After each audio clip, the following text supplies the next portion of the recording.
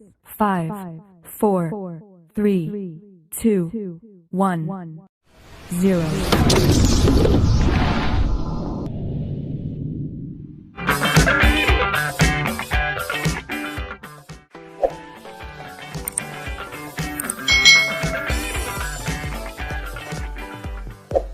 Apa kabar nih adik-adik semuanya?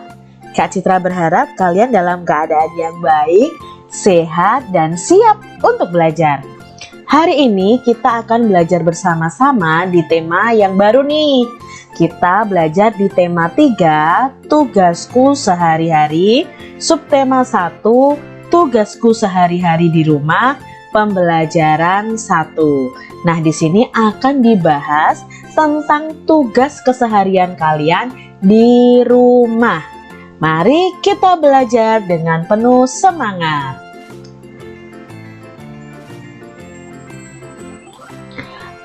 Anak-anak, apakah kalian tahu alamat rumah kalian? Ini tanya Bu Guru nih. Apakah kalian tahu alamat rumah kalian? Tentunya kalian tahu ya adik-adik ya. Mengapa sih kita perlu mengetahui alamat rumah kita? Nah, supaya kita jika ditanya oleh orang, kita bisa menjawab di mana alamat rumah kita. Dan kita mengetahui arah atau jalan menuju rumah kita. Coba amati letak rumah Siti di bawah ini. Kita akan mengamati denah letak dari rumah Siti. Rumah Siti itu berada di Jalan Ki Hajar Dewantara. Di depan rumah Siti ada musola. Di samping kanannya ada rumah Adi dan di samping kirinya ada rumah Ayu. Siti tinggal di Jalan Ki Hajar Dewantara nomor 25. Di sebelah kanan rumah Siti ada rumah Adi. Di sebelah kiri rumah Siti ada rumah Ayu.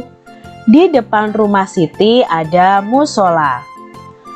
Rumah Siti terletak tidak jauh dari sekolah.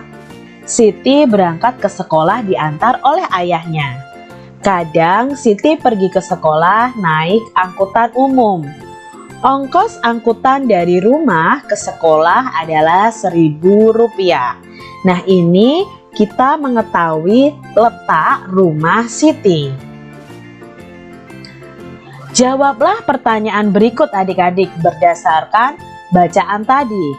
Siapakah yang tinggal di sebelah kanan rumah Siti? Ayo, siapa yang tinggal di sebelah kanan rumah Siti tadi? Iya, Adi. Nah, Adi yang tinggal di sebelah kanan rumah Siti. Siapakah yang tinggal di sebelah kiri rumah Siti? Iya, Ayu yang tinggal di sebelah kiri rumah Siti. Di manakah rumah Siti? Terletak di mana tadi?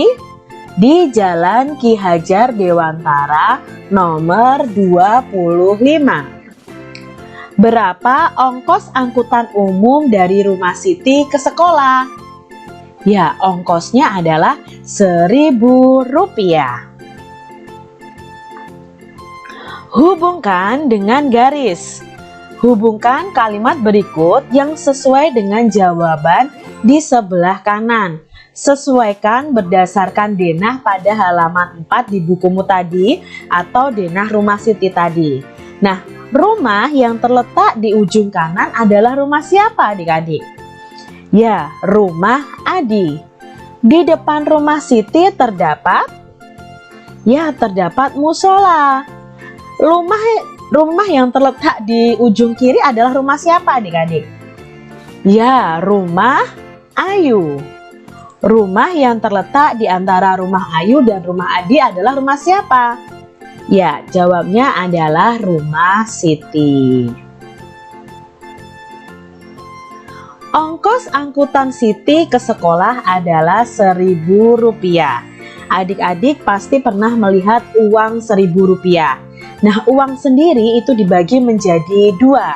Ada uang kertas dan ada uang logam. Kita akan pelajari bersama-sama tentang uang logam nih. Uang logam paling kecil nilainya adalah Rp100. Sedangkan yang paling besar nilainya adalah Rp1.000. Jadi untuk uang logam ini adik-adik harus ketahui bahwa yang paling kecil yang saat ini masih beredar adalah Rp100 dan yang paling besar adalah Rp1.000. Amati gambar berikut. Nah, ini adalah gambar uang logam Rp100. Jika adik-adik menuliskan uang Rp100, cara menuliskannya seperti ini adik-adik. Rp 100,00 dibaca Rp100. Gambar uang berikutnya adalah uang ini nih adik-adik. Menurut kalian ini uang berapa ya? Ya, ini uang 200. Nah, jika ditulis Rp 200,00 dibaca Rp200. Uang logam berikutnya adalah uang ini. Uang berapa ini adik-adik? Ya, ini uang Rp500. Jika ditulis ini seperti ini, Rp 500,00 dibaca Rp500. Uang terbesar dari uang logam adalah 1.000. Jadi ini nilainya paling besar nih di antara uang logam lainnya. Jika ditulis itu Rp 1,000,00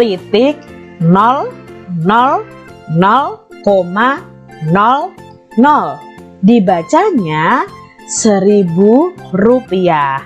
Nah, itu tadi kita sudah mengenal macam-macam nilai uang logam. Membandingkan pecahan uang. Nah, kita akan belajar membandingkan pecahan uang logam. Di sini ada dua pecahan uang logam yang Kak Citra punya. Yang pertama adalah 1.000, yang kedua adalah 500. Nah, kita tulis dulu adik-adik.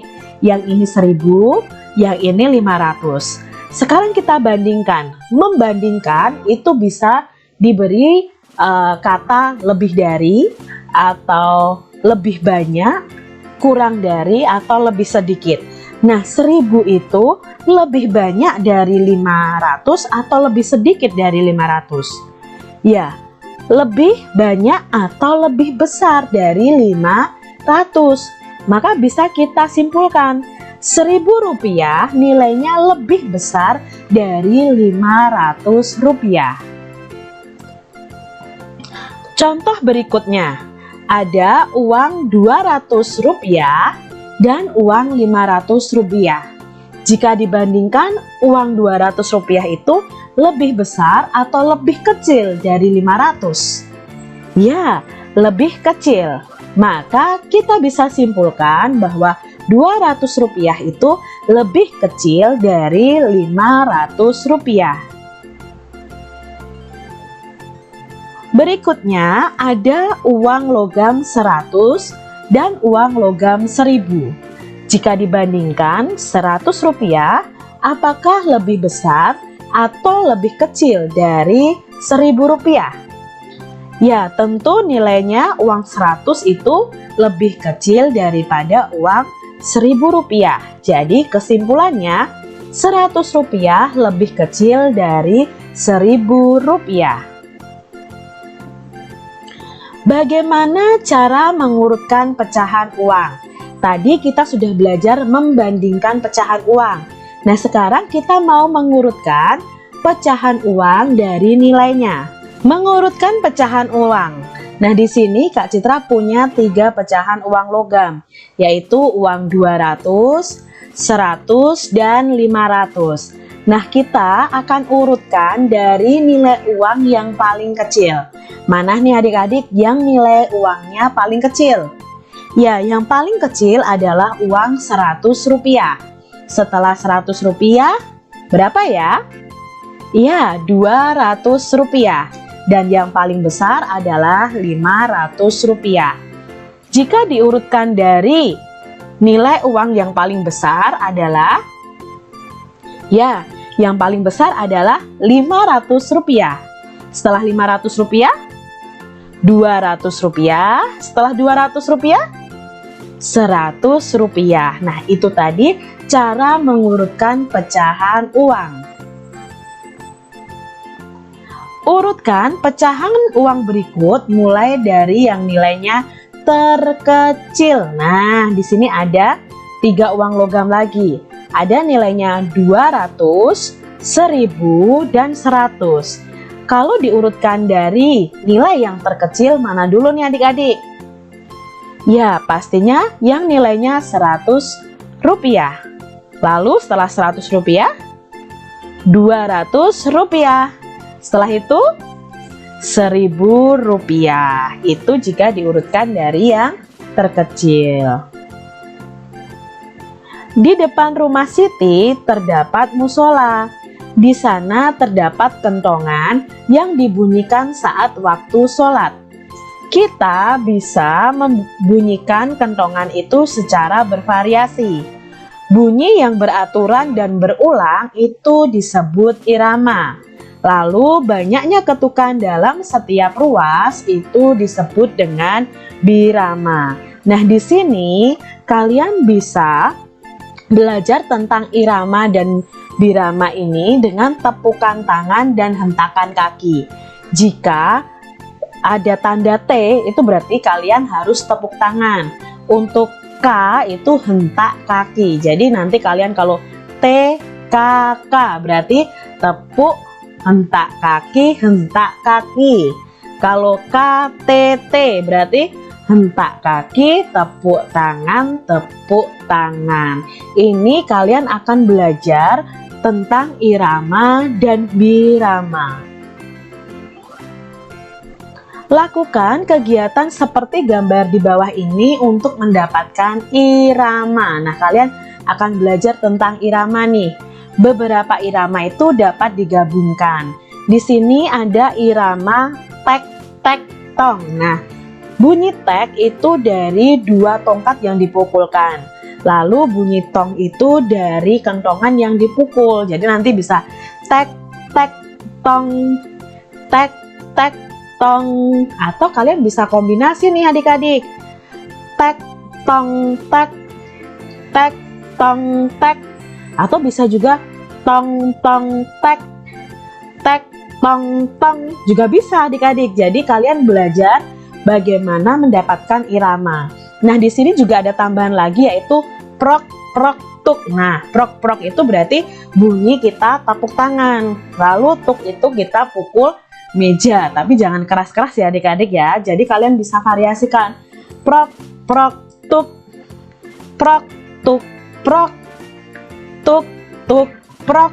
Juga bisa adik-adik. Jadi kalian kombinasikan sendiri atau kalian gabungkan beberapa irama. Demikian tadi adik-adik pembahasan kita di tematik tema 3 subtema 1 pembelajaran 1. Semoga video pembelajaran ini bermanfaat untuk adik-adik semuanya. Jangan lupa untuk kalian jaga kesehatan kalian dan semangat untuk belajar. Sampai jumpa lagi di video pembelajaran selanjutnya.